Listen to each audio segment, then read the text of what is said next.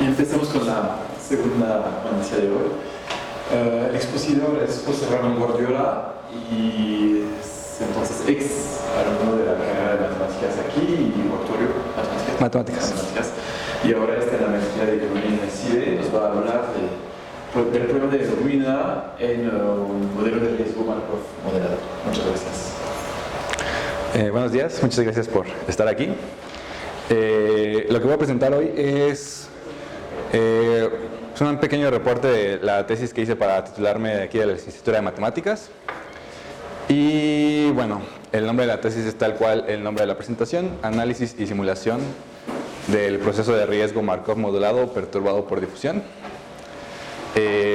La tesis fue dirigida por Fernando Baltazar y bueno, me gustaría tomarme como la mitad del tiempo en explicar el título, un poco largo.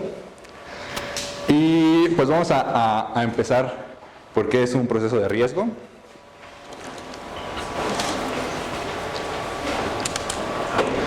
El proceso de riesgo, el modelo más básico es el Kramer-Lumberg. Y pues imaginemos que queremos comenzar un negocito de aseguradora y digamos que tenemos un capital inicial de tamaño U positivo. Y conforme pasa el tiempo, nosotros recibimos un ingreso por primas de los asegurados, que en este modelo vamos a pensar constante igual a 1. Y sin previo aviso recibimos una reclamación por algún asegurado que tuvo algún accidente y tenemos que pagar una cantidad que modelamos como variable aleatoria. Estas las denotamos como XI. Entonces piensen, por ejemplo, en el primer momento en el que llega una reclamación. En ese momento pues tenemos lo que teníamos inicialmente como capital, lo que acumulamos hasta un tiempo S1 y menos lo que tenemos que pagar de esa reclamación. En un segundo momento, en una segunda reclamación, igual tenemos el capital acumulado hasta lo que agregamos de ingresos hasta el tiempo S2 y restamos las dos reclamaciones. Y así, en general, cuando tenemos n reclamaciones, tenemos que sumar lo que hemos tenido de ingreso y restar lo que tenemos de los pagos por reclamaciones. Entonces, el proceso básico se ve más o menos así. Comenzamos en una U, a un nivel U, y crecemos, digamos, en este modelo a una tasa constante igual a 1, y tenemos estas pequeñas decaídas cada vez que tenemos una reclamación. Entonces, lo que nos interesa probabilísticamente, digamos, es como los tiempos en los que llega una reclamación y los tamaños de estas, ¿no? Ahora, la segunda parte del título es Markov modulado. Vamos a ver que modular significa cambiarle esos parámetros de tiempo en los que llegan las reclamaciones y los tamaños de las reclamaciones. Entonces, imaginemos que tenemos un proceso de saltos que va a representar la situación o el ambiente económico en el que nos desarrollamos. Por ejemplo, comenzamos en un estado y estamos aquí y sin previo aviso cambiamos a otro estado en donde los parámetros van a ser otros, digamos a un estado 3. Y así, entonces, este va a ser modelado con un proceso de saltos de Markov. Lo que quiere decir eso es que, por ejemplo, estos tiempos en los que saltamos, entre los que saltamos se distribuyen exponencialmente, dependiendo del con parámetro dependiente del estado en el que estamos.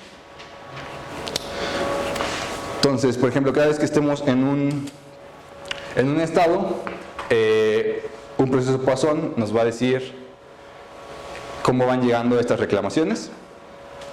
Ese proceso Poisson va a tener una tasa dependiente del estado en el que estamos. Entonces, para cada uno de los 3 estados en los que estemos, en este ejemplo, llegan reclamaciones con distintos parámetros. Por ejemplo, digamos, podría parecer que aquí llegan cada tiempo más prolongado, con una tasa menor. Aquí llegan un poco más intensamente algo por el estilo. Y también los tamaños de las reclamaciones van a depender del estado en el que estemos. Es decir, para el ejemplo que tenemos en el dibujo, si estamos en el estado I, las variables aleatorias que representan el monto de la reclamación van a distribuirse de una función F1. Para el estado 3, una función F3. Y para el estado 2, una función F2. Entonces, en un ejemplo con dos estados del proceso modulador, en donde estamos, por ejemplo, digamos, tenemos un estado en el que las reclamaciones no llegan tan seguido, entonces el proceso aquí se ve un poco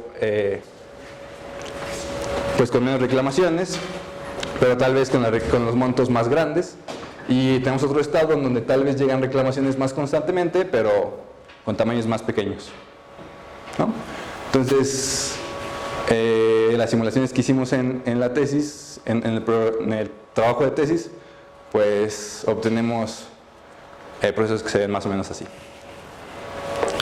Y por último, veamos qué significa que sea perturbado por difusión.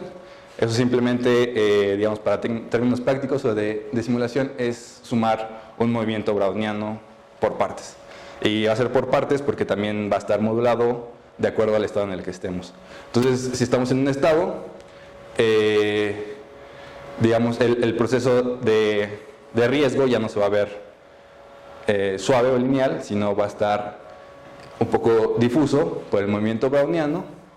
Y digamos, para poderlo simular computacionalmente, lo que hacemos es discretizar el tiempo y simular variables aleatorias normales que tengan una desviación estándar dependiente del estado en el que estamos.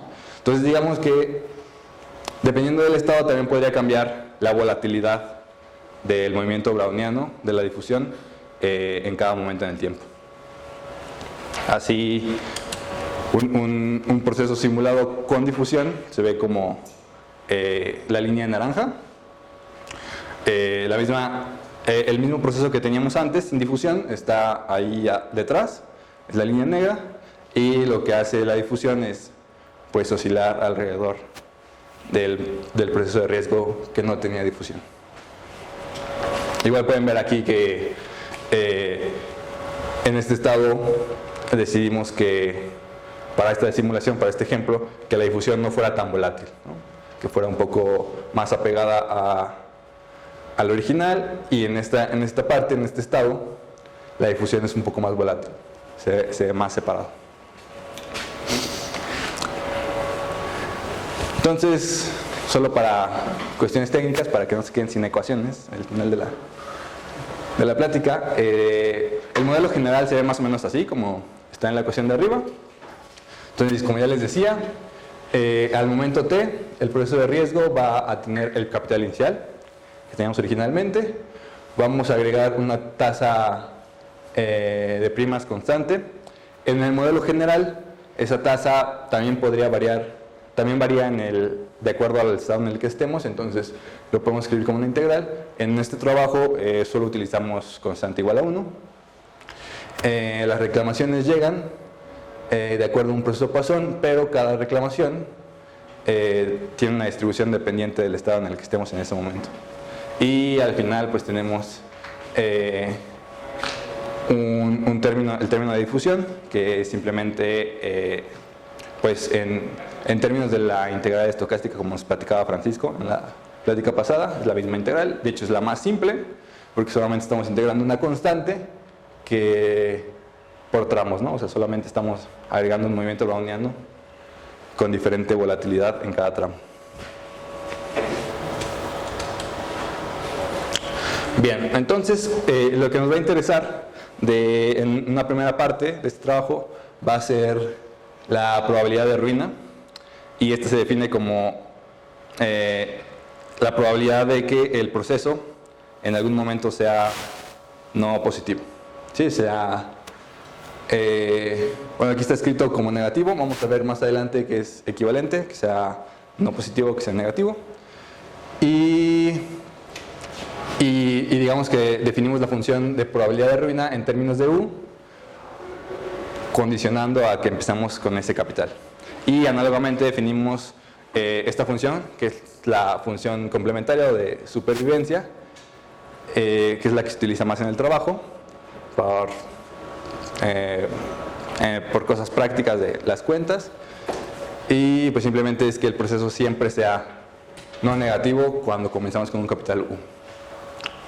Entonces, esta probabilidad de ruina se ha estudiado bastante, se conoce muy bien en los modelos más básicos, y lo que intentamos es dar una forma cerrada de esta probabilidad de ruina o de supervivencia para este caso.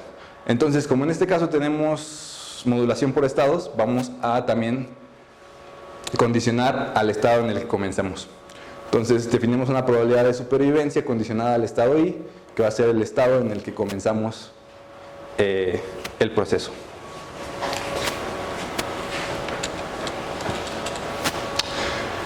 Y pues bueno, ya terminamos como de hablar un poco del modelo, vamos a hablar de algunos resultados importantes. El primer resultado es que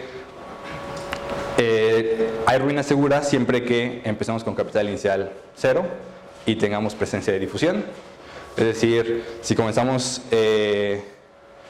la difusión tiene un efecto muy determinante cuando estamos en la frontera de los números positivos o en el 0. Digamos, por esta razón es que es lo mismo considerar la probabilidad de ruina cuando estamos en 0 o negativo a cuando estamos en 0, ¿no? Porque tenemos probabilidad igual a 1 de que si ya llegamos al punto de capital igual a 0, pues seguramente nos arruinamos por la difusión.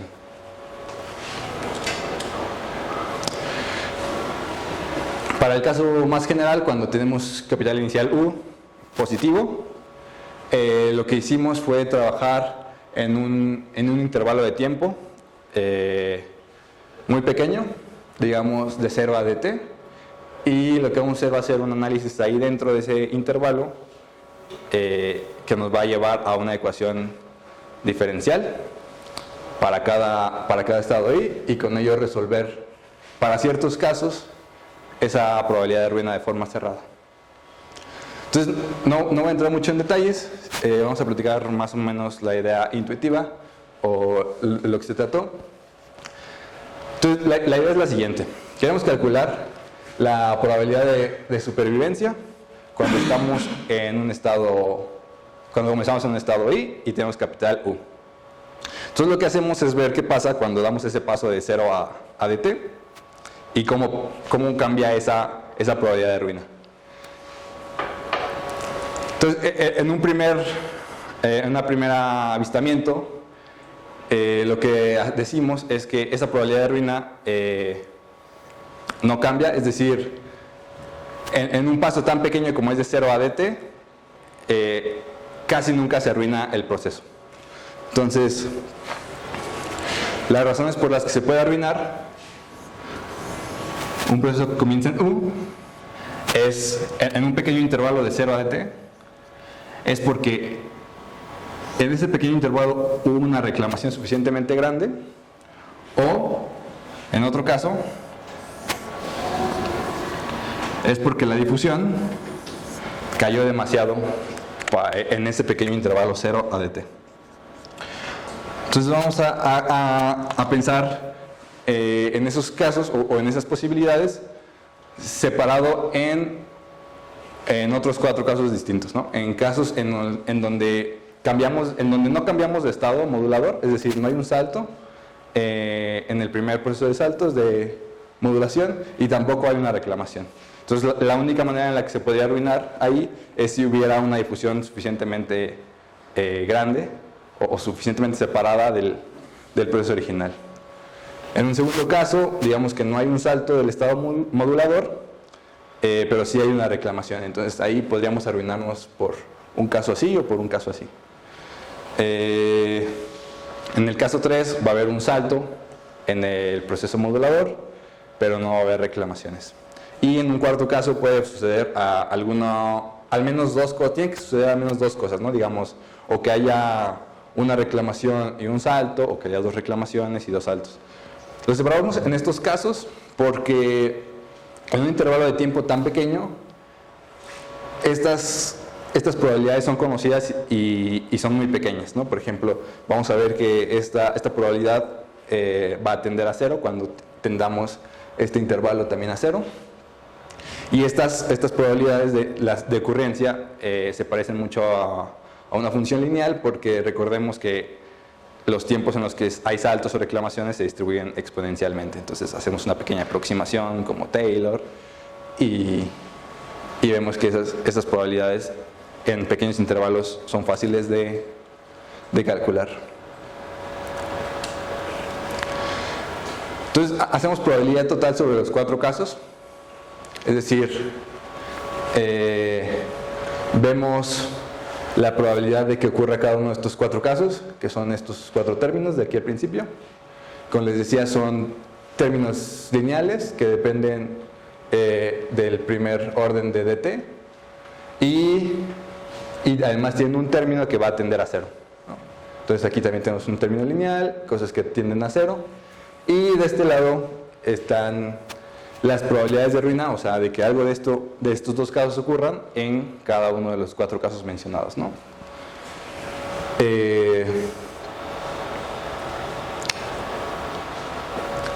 Por ejemplo, este es el segundo caso en el que había una reclamación, entonces la probabilidad de sobrevivir ante esa reclamación la calculamos, por ejemplo, condicionando al tamaño de la reclamación que va a haber, ¿no? Si ya sabemos que hay una reclamación, condicionamos a ese tamaño y vemos si caemos por debajo o no por debajo de U, ¿no? Más o menos así es como se calculó cada una de estas probabilidades, y digamos en el cuarto caso ni siquiera se calculó, porque de todas maneras este término, que es el caso en donde ocurren al menos 2 cosas, pues va a ser muy pequeño. O sea, es muy poco probable que en un pequeño intervalo 0 a dt ocurran 2 saltos o ocurran 2 reclamaciones o una combinación así.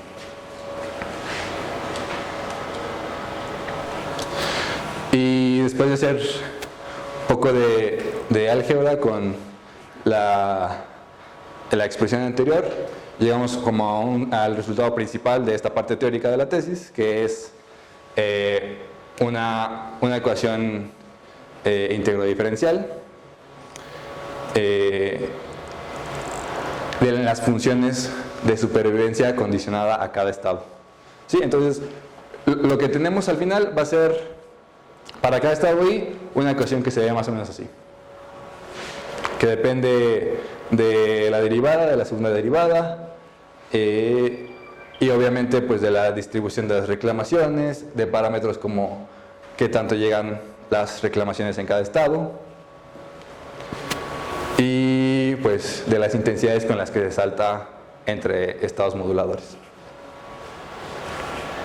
Bien, entonces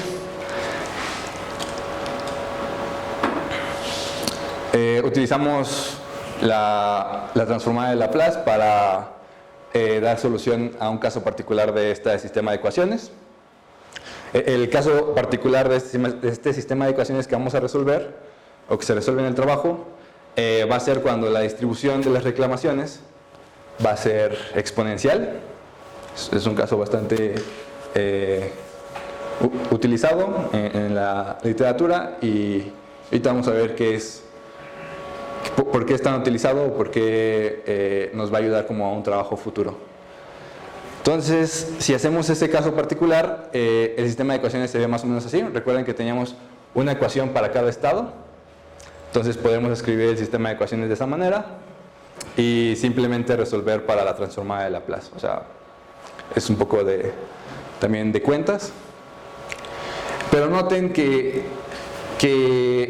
la razón por la que necesitamos una forma explícita de la distribución de las reclamaciones es para tener pues estas formas, ¿no? Estas son las transformadas de Laplace de una densidad de distribución exponencial. Entonces notemos que esta forma de la transformada de Laplace es una forma fraccionaria, o de fracción entre polinomios. Esa propiedad de que sea una forma de fracción entre polinomios la tienen otras distribuciones, como distribuciones tipo fase, que son un poco más generales que las exponenciales. Y al final en las conclusiones vamos a decir por qué es tan importante que tengan esta forma, las tipo fase, o qué se puede hacer más adelante. Entonces resolvemos el modelo para dos estados, con un poco de álgebra. Esta transformada en Laplace, que también es una fracción de polinomios, la podemos separar en una suma de fracciones que solo tienen grado 1 abajo. Arriba son constantes que dependen de raíces de polinomios, que a su vez dependen de los parámetros del modelo. Entonces lo dejamos simplemente en forma de suma de fracciones con polinomio de grado 1 abajo.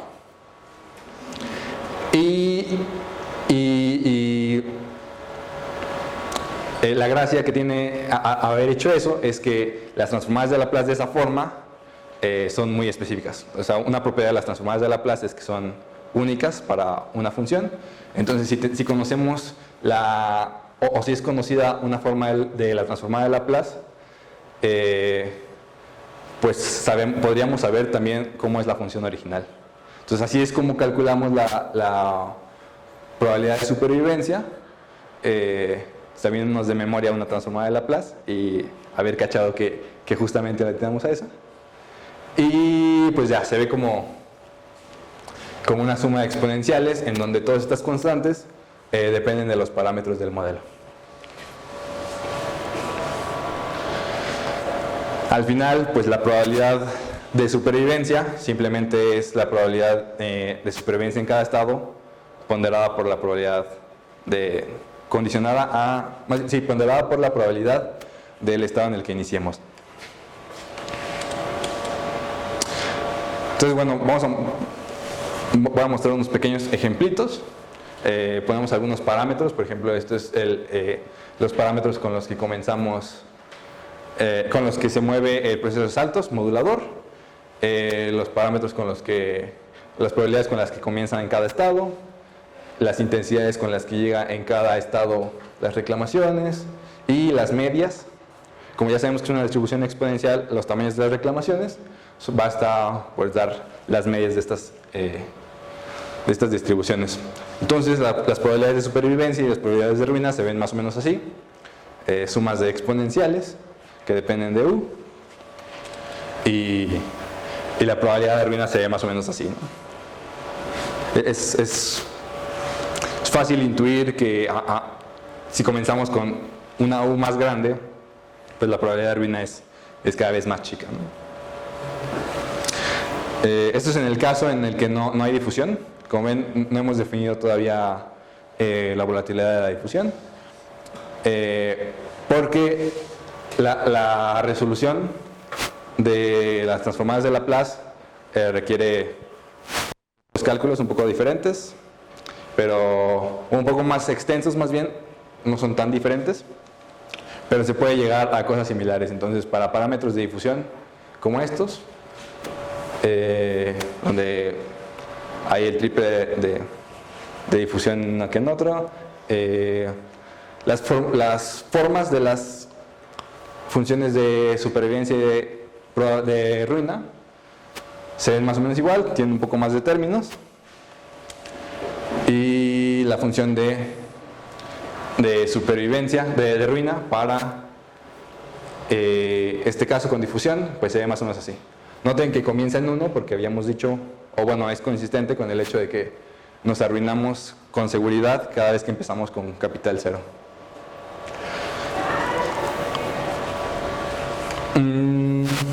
Podemos hacer una pequeña comparación para ver que el caso con difusión pues sí tiene un efecto notable en la probabilidad de ruina, es decir, el efecto de la difusión sí es arruinar el proceso de riesgo con mayor probabilidad. Y bueno, solo para terminar esta parte, pues algunas cosas que había que notar o que notamos en la simulación era que teníamos que que calibrar bien algunos parámetros con los que simulábamos. O sea, cada vez que simulamos, pues no podíamos simular un proceso a tiempo infinito, ¿no? Es computacionalmente imposible. Y tampoco podríamos simularlo a todo el movimiento browniano, ¿no? O sea, lo que hicimos fue simular solamente observaciones discretas del movimiento browniano, no podemos simular un movimiento browniano continuo. Entonces, hay que ser muy cuidadosos con esos parámetros, porque si solo simulamos una pequeña parte del proceso, o sea, digamos hasta un cierto tiempo t muy pequeño el proceso, pues puede que no se arruine todas las veces que teóricamente debe arruinarse, ¿no? O sea, que las observaciones de las simulaciones, cuando observemos las simulaciones, pues no se haya arruinado tantas veces. Entonces, por ello, por ejemplo, si simulamos en tiempos muy cortos, no alcanzamos la probabilidad teórica, que es la que está aquí en línea amarilla, sino observamos que se arruina muchas menos veces. Digamos, hay que tener cierto nivel de tiempo simulado para hacer buenas aproximaciones. Igual, la discretización del movimiento browniano tiene que ser suficientemente fina para que este es el ejemplo en donde comenzamos con capital 0. Entonces, sabemos que tiene que arruinarse con seguridad. Por lo tanto, esto debería parecerse a 1. Si discretizamos en intervalos muy grandes, pues no vamos a observar eso siempre. Entonces, tiene que ser una discretización bastante fina para observar el efecto de la difusión en la ruina. Y por último, pues, digamos que la simulación también podría ser muy útil para realizar casos en los que analíticamente no podemos resolver. Por ejemplo, podemos resolver un caso en el que tenemos dos estados moduladores, en donde tenemos dos ambientes económicos diferentes, pero hacerlo con tres estados, la solución analítica, la álgebra es un poco más complicada. Entonces podemos observar cosas diferentes, cosas un poco más complejas con la simulación. Por ejemplo, ver la probabilidad de ruina con tres estados, e incluso ver en qué proporción se arruina en cada estado, ¿no? Esta gráfica lo que muestra es que en una corrida de simulaciones con tres estados, dependiendo de los parámetros, las veces en las que se arruina en cada estado van variando en el tiempo, más o menos así, ¿no? O sea, digamos, para capitales iniciales muy grandes, hay estados en los que se arruina en menos veces que en otros estados, ¿no? Dependiendo de los parámetros. Son cositas que se pueden estar monitoreando, checando gracias a las simulaciones, y pues son cosas que no se podrían hacer, digamos, analíticamente con tanta facilidad. Entonces, ¿cómo va el tiempo? Quedan 2 minutos para la media. Bueno, creo que ya voy a concluir. Voy a hablar un poco de la inferencia, pero me gustaría hablar un poco más mejor de conclusiones, o más bien de trabajo futuro. Vimos que las distribuciones exponenciales nos daban una transformada de Laplace que era una fracción de polinomios. Esta misma propiedad la tienen distribuciones tipo fase, y resulta que las tipo fase son densas en el mundo de las distribuciones. Es decir, todas las distribuciones de probabilidad pueden aproximarse con funciones de distribución tipo fase. Entonces, una manera de extender este trabajo o estas cuentitas analíticas, pues sería intentar poner unas distribuciones tipo fase y resolver de forma analítica la probabilidad de ruina así, y esperanzadamente hacer un poco de límites y tener el caso para unas distribuciones generales, ¿no? Distribuciones de reclamación generales. Y pues ya, creemos que las simulaciones tienen potencial para ver cosas cualitativas en casos que no son resolvibles analíticamente. Y pues es todo. Muchas gracias.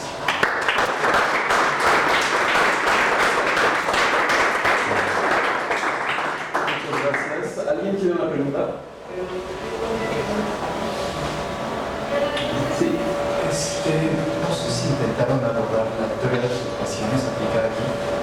muy natural.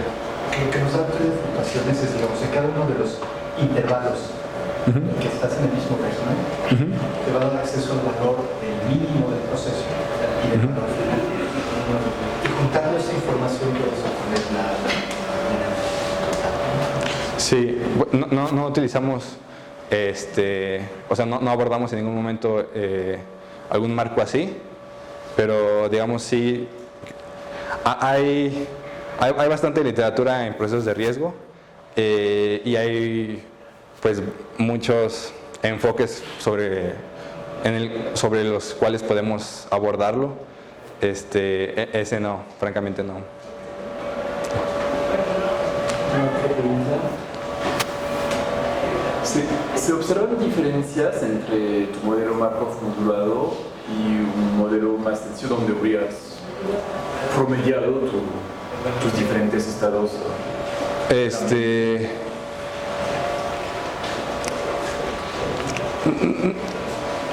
En una parte del trabajo se intentó, digamos, para resolver analíticamente la probabilidad de ruina o para ver otras propiedades en general, se intentó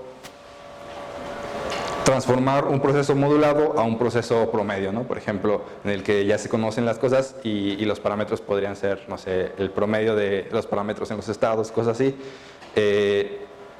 Y digamos, analíticamente no fue posible. Entonces, yo creo que sí hay propiedades intrínsecas del modelo modulado que no pueden traducirse a un modelo promedio, por ejemplo.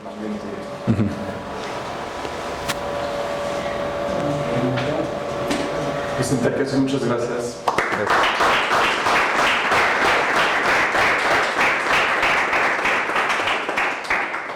Y la